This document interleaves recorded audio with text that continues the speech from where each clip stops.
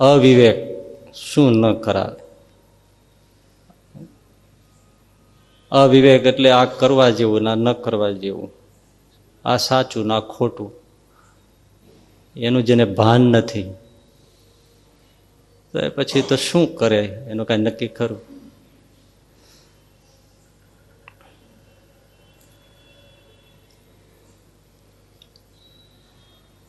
એક સિંહ ઘરડો થઈ ગયો જંગલમાં. ગરુડો સિંહ પણ ખાવા તો જોઈએ. એની વૃદ્ધાવસ્થાનો લાભ લેવાનો વિચાર કર્યો એક શિયાળે. શિયાળ લુચ્ચું પ્રાણી, એને જો દરબાર ઘરડા થઈ ગયા છે,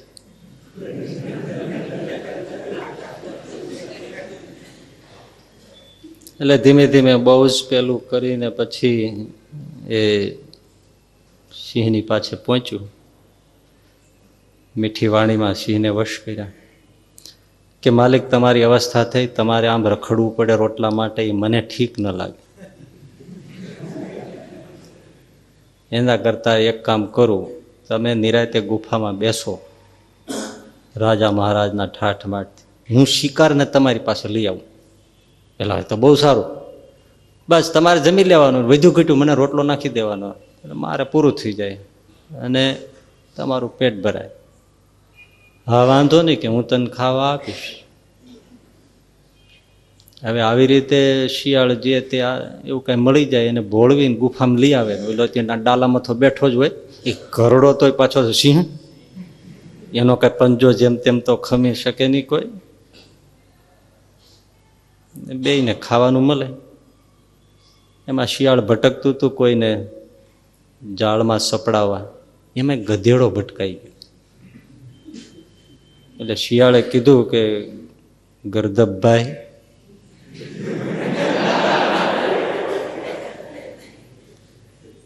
ગરજે ગધેડાની બાપ કેવો પડે.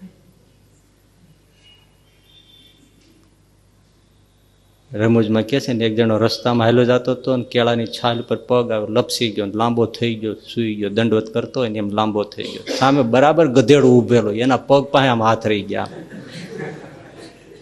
એમાંથી એક મહિલા બેન નીકળ્યા એટલે એમણે કીધું, ઓહો બડે ભૈયા કા પેર છૂ રહે હો, બડે ભૈયા કો પેર પડે હો. તો ઓલો પીડ્યો પડ્યો કે હા ભાભી.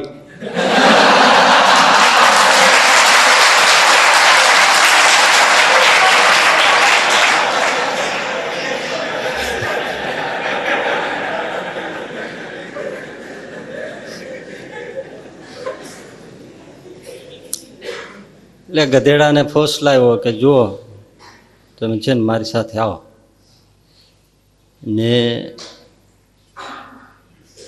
હું એક તમને ગુફામાં લઈ જાઉં. હા, ત્યાં છે ને હવે સિંહ છે ને એ હરિભજન જ કરે છે, પણ ત્યાં મારું શું કામ છે? અરે દર્શન કરીએ પાપ ટળી જાય. આપણે પગે લાગીને વિયો આવવાનું. ઓલો કે મેં કાંઈ પાપ જ નથી કર્યું. પાપ કર્યું હોય તો સિંહે કર્યા હોય, મેં તો શું કર્યું? હું તો હાવ સુકા રાડા ભરડું છું. ઓકે, તમને ખબર નથી આવા પર્વના દિવસ હોય, ધનુર્માસ ચાલતો હોય ત્યારે પગે લાગવાનું ફળ મળે. અને એ શું છે, એ રાજી થઈ જાય અને આપણે એની સાથે દોસ્તી હોય તો તમને જંગલમાં કોઈ હેરાન ન કરી શકે. એ ખરું, હેરાન ઘણા કરતા હોય છે. હા, તો રાજા સાથે દોસ્તી હોય છે, જે આવરો જાવરો રાખવાનો હોય તો તમને કોઈ પછી કનડે નહીં. એ સારું, ચાલો હું ભેળું છું, લઈ આવ્યો. આ ગધેડો જેવો ગુફામાં ગરવા ગયો ને ત્યાં ઓલો તો તૈયાર જ બેઠો હતો. આમ કર્યો અને પંજો ઊંચો કર્યો ને ગધેડો સમજી ગયો આ હરિભજન કરે એવો નથી. એમ ઊભી પૂછડીએ ભાગ્યો, હોંચી કરતો ગયો. શિયાળે માલિકને બહુ ઠપકો દીધો, લઈ આવું છું, જરીક ધીરજ નથી રહેતી. હજી ઓલો દરવાજામાં આવ્યો નહીં ત્યાં લાંબો હાથ કરી ગયા. આવવા દેવો જોઈએ, બેસવા દેવો જોઈએ, પછી નિરાતે ક્યાં નથી તમારે તમારું કામ કરાતું? તમને મોટા થઈને મારે તમને આવું કેવું પડે? ભાગી ગયો ને, માંડ સમજાવીને લાવ્યો હતો. હવે હું બીજી વાર લઈ આવું છું, ધીરજ રાખજો. હા કે હવે નહીં એવી રીતે ઉતાવળ કરો. પાછો ગયો, શું થયું? જવા દે ને યાર, હવે એ ક્યાં હરિભજન કરે એવો છે, એ તો મારી નાખે માંડ માંડ બચ્યું. એવું નથી યાર, એ તો તમે એની પાસે આવ્યા એમાં એને એટલું બધો આનંદ થયો, ઉત્સાહમાં આવી ગયા તે તમને આશીર્વાદ દેવા માટે આમ એને જરા ઉત્સુકતા થઈ, એટલે તમે એમ માન્યું કે મારી નાખે. તો એવું જ લાગે ને યાર, આમ આમ કર્યું તે આમ. એ તમે એ બધા સિંહને જોયા હોય ને એવા, એટલે તમને એવો ભ્રમ થઈ ગયો. બાકી એવા આ નથી, હું ભેળો જ રહું છું ને. જો એ મારી નાખતો હોય તો મનનો મારી નાખે. હા એ વાત એ સાચી. હા તો પછી હવે એમાં ક્યાં કોઈને લાગે છે કે આને 50-50 છે? હલો, એની હારે જો મારે દોસ્તી છે, મને કોઈ નો આંગળી ચીંધી શકે. તમે ચાલો, તમને કોઈ વનમાં કોઈ બોલાવી ના શકે. મન પડે તે હરો ફરો ચરો જલસા કરો. હાલો લે આવ્યો. આ વખતે સિંહ આમ ખરેખર હરિભજન કરતો એવો થઈ ગયો. ગધેડો આવ્યો, શિયાળ પગે લાગ્યો, પગે લાગ્યો. એ પગે લાગવા માથું નમાવ્યું, ઉપર ગયો સીધો. ફેરવીને સિંહ પંજો માર્યો, પતાવી દીધો. અવાજે બિચારો કરી શક્યો નહીં, બસ મારીને વીખી નાખ્યો. એટલે સિંહ પછી માર્યા પછી હાથ પગ ધોવા માટે બાથરૂમમાં ગયો.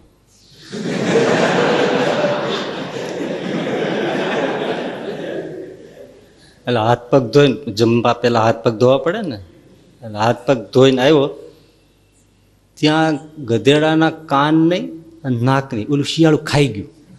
કૂણું કૂણું હતું ને તો ખાઈ ગયું. તો સિંહ આવીને એને જોઈ ગયું, એટલે આને તો કાન ને નાક ક્યાં ગયા? તો કે હતા જ નહીં માલિક. કેમ? નાક કાન હોય તો એક વાર છૂટ્યો બીજી વાર આવે?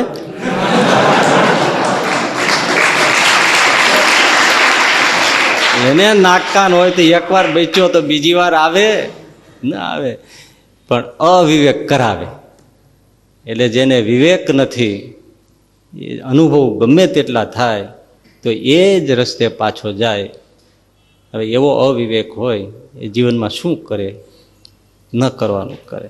અને વિવેક છે એ સત્સંગથી આવે છે. એટલે ટૂંકું સૂત્ર સમજો ને, જેના જીવનમાં સત્સંગ નથી એ શું કરે એ કાંઈ કહેવાય.